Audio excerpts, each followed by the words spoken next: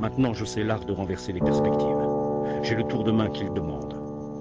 Première raison pour laquelle je suis peut-être le seul à pouvoir opérer une transmutation générale des valeurs.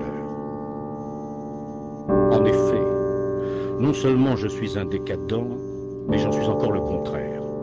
De mon désir de guérir, de ma volonté de vivre, je tirais ma philosophie. Car qu'on y fasse bien attention, ce fut pendant mes années de moindre vitalité que je cessais d'être pessimiste.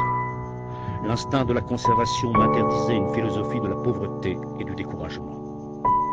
Et à quoi reconnaît-on au fond la bonne conformation? Au plaisir que nous procure l'individu bien conformé, à ce qu'il est taillé d'un bois à la fois dur, tendre et parfumé. Il n'aime que ce qui lui fait du bien. Son plaisir et son envie cessent dès qu'il dépasse la limite de ce qu'il lui faut. Si quelque chose lui nuit, il devine le remède. Il fait tourner la mauvaise fortune à son profit. Tout ce qui ne le tue pas le rend plus fort. Il fait instinctivement son miel de tout ce qu'il voit, entend et vit. Il est un principe de sélection. Il laisse tomber bien des choses. Les hommes, les livres, les paysages ne l'empêchent pas de rester toujours en sa propre société. Il honore en choisissant, en acceptant, en faisant confiance. Il ne réagit aux excitations de tout ordre qu'avec cette lenteur qu'il tient de ses disciplines. Une longue circonspection et une fierté voulue. Il ne croit ni à la malchance, ni à la faute. Il sait venir à bout de lui-même et des autres.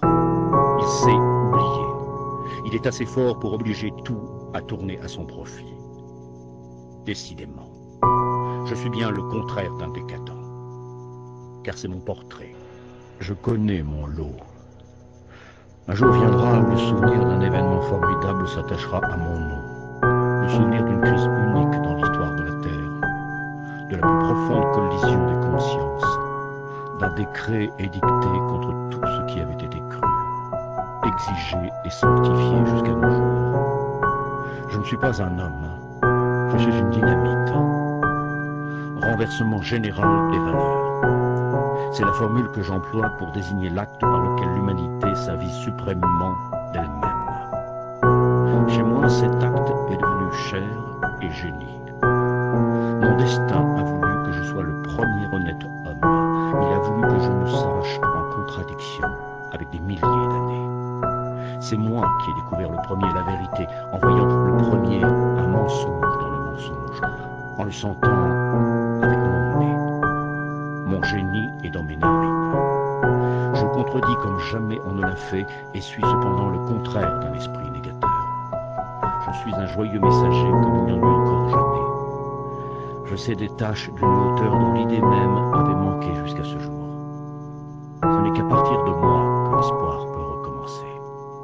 Avec tout cela, je suis nécessairement aussi l'homme de la fatalité. Car lorsque la vérité entrera en lutte avec le mensonge millénaire, nous verrons des ébranlements inouïs dans l'histoire du monde. Les séismes tordront la terre, les montagnes et les vallées se déplaceront, et on n'aura jamais rien pu imaginer de pareil.